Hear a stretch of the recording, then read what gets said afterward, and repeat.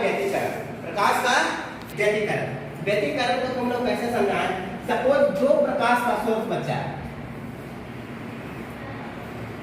एक दूसरे पे अध्यारोपित होता है, एक दूसरे पे अध्यारोपित होता है, तो कहीं कहीं इसका ब्राइटनेस है जो बहुत ज्यादा बढ़ जाता है और कहीं कहीं ब्राइटनेस इसका एकदम कम जाता है, कहीं कहीं बढ़ जाता है, कहीं कहीं कम जाता है। प्रकाश के इस घटना को हम क्या बोलते हैं? Interference of light. ठीक है, प्रकाश का व्यतिकरण। बात समझ में आ रहा है? जैसे शाम का बुलबुला चमकता है, प्रकाश के किस गुण के कारण? इंटरफेरेंस ऑफ लाइट, प्रकाश का व्यतिकरण के कारण। शाम को देखो कहीं कहीं बहुत चमकेगा, कहीं कहीं काला दिखेगा, होता ही नहीं होता है। बुलबुल की चिड़िया का पंख है जो चमकीला दिखाई देता है, प्रकाश के किस गुण के कारण? प्रकाश का व्यतिकरण के कारण। मोर का पंख चमकना प्रकाश के किस गुण के कारण? प्रकाश का व्यतिकरण, इंटरफेरेंस ऑफ लाइट। ध्वनि में भी होता है क्रिया, सारा चीज ध्वनि में भी होता है। ठीक है, अभी बताया था मैं। जैसे मान लिया जाए कि शाम का समय था, ठीक है, मैं यहाँ सोया था, नहीं आप सोए थे यहाँ पे आराम से, ठीक है, छत पे सोए थे। छत पे कोई लड़का था, 4-5 यहाँ पे बॉक्स लगा दिया। क्या लगा दिया बच्चा? बॉक्स लगा दिया। और बच्चा लोग खूब मस्ती कर रहा है, पूरा डांस कर रहा है। क्या कर रहा है? डांस कर रहा है, पूरा स्माइल करके डांस उछल कूद कर रहा है। ठीक है, आवाज निकल रहा है, गाना चल रहा है, कभी उछलने से बोला एक बॉक्स में कहा होगा 2 लगाओ, क्या लगा? 2 लगाओ, एक और लगा दिया।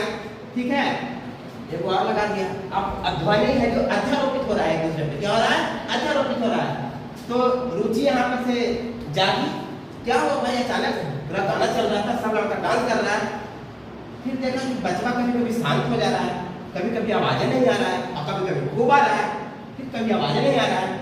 क्या हो क्या रहा है? तो बच्चा लोग कभी डांस करना बंद करते, कभी कुछ करते, क्योंकि कभी ध्वनि है जो है बहुत तेज और कभी एकदम नहीं। ये घटना को क्या कहते हैं? प्रकाश का ध्वनि का इंटरफेरेंस। समझ में आ रहा है बात को? ये प्रकाश में जो होता है वही चीज है। कि एग्जांपल अगर कोई पूछे मोर का पंख किस वजह से चमकता है बच्चे? हाँ, आप कभी कभी देखे हो कि सड़क पे तेल गिरा हुआ है, वो सतह है जो चमकता है, कहीं कहीं पूरा ब्लैक दिखता है, किस गुण के कारण? Interference of light. क्लियर है? समझ में आ गया बात को? अब प्रकाश का विवर्तन, ये दोनों क्रिया जो है बच्चा, यहाँ से प्रकाश का रुख चेंज कर लिया। डी ब्राउनी ने यहीं पे तो पकड़ा, हाइगेंस ने यहीं पे तो पकड़ा। क्या है भाई? विवर्तन कह रहा है कि भाई अगर प्रकाश कण होता, प्रकाश क्या होता?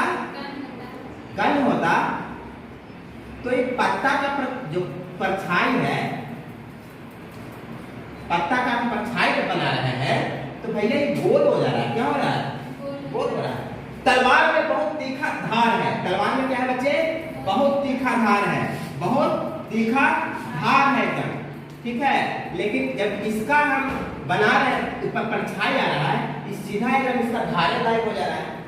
अगर कण होता तो कण होने के वजह से किनारे पे प्रकाश जो अचानक से मुड़ जा रहा है, किससे भाई? सीधा जाता। तो किनारों पे मुड़ जाना प्रकाश का दिखाता है कि प्रकाश डूब डूब के चलता है, यानी कि यह है जो अनुप्रस्थ तरंग में चलता है, तरंग है। क्या है? तरंग है। हाइगेंस ने यही चीज को पकड़ा। समझ में आ रहा है? तो एक पत्ते की परछाई गोल होना, तलवार के धार में स्पष्ट नहीं दिखाई देना, उसकी छाया में 21 गुण को दर्शाता है? विवर्तन को। क्या? विवर्तन को। ठीक है, डिफ्लेक्शन ऑफ लाइट को। ठीक है, समझ में आ रही बातें? तो अब है प्रकाश का ध्रुव। क्या है? प्रकाश का ध्रुव। देखो अभी तक जितना क्रिया पढ़ाया सब साउंड और लाइट दोनों में होगा, लेकिन पोलराइजेशन एक ऐसा गुण है जो सिर्फ और सिर्फ प्रकाश में होगा, साउंड में नहीं कर सकते हैं। अरे भैया लाइट यहाँ पे जलाए रूम में, बल्ब जला सपोज, तो बल्ब जला तो बताओ ऊपर भी प्रकाश गया, क्या कर रही हो? नीचे भी प्रकाश गया, इधर भी प्रकाश गया, भाई सारे जगह प्रकाश गया ना, पूरा रूम में प्रकाश आया ना। तो बताओ कि साउंड में लाइट को हम क्या किए कि मेरे पास 3 एंगल है, ऊपर जा रहा है, नीचे जा रहा है, ठीक है, x/z जा रहा है, तो हम क्या किए? x को तोड़ दिए, सपोज इसको ऊपर वाले को तोड़ दिए, इसको भी तोड़ दिए, एक ही पथ में प्रकाश को भेज दिए। यही पोलराइजेशन है। ये क्या है? यही पोलराइजेशन है। नहीं समझ में आ रहा है? साउंड को कभी हम बोल रहे हैं तो तुम हमको सीधे भेजेगी, इधर जाएगा उधर जाएगा, उसमें नहीं होता। तीनों एक्सिस में क्या करते हैं कि एक एक्सिस को क्या करते हैं, इसको मोड़ करके हम उलट करके इस पे ला दिए, इसको मोड़ करके इस पे ला दिए, यानी प्रकाश को एक ही दिशा दे दिए, एक ही पथ दे दिए एक्सिस पे। तो ये पोलराइजेशन ऑफ लाइट हो गया। क्या हो गया? पोलराइजेशन ऑफ लाइट हो गया। नहीं समझ में आ रहा? देखो समझो, सवेरे सवेरे उठो, नीम के दातुन तोड़ो, नीम का तोड़ लिया, तोड़ा तोड़ लिया, ठीक है, दातुन तोड़ लिए। अब क्या किए, एक ही बार में यहाँ से उठाया, छोटा छोटा टहनी टूटल होगा, सटल रहता है, छोटा छोटा टहनी, हमको तो दातुन का काम है बीच वाले का। यहाँ से अंगुली पकड़े, एक बार में क्या है, सारा प्रकाश का जितना भी एक जो भी था इन्होंने जाने वाला सबको तोड़ करके एक ही तरफ भेज दिए। तो it is the polarization of light. समझ में आया बात को?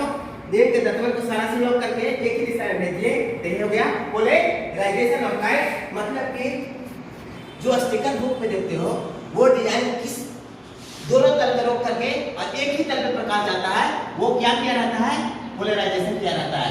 बात समझ में आ रही है?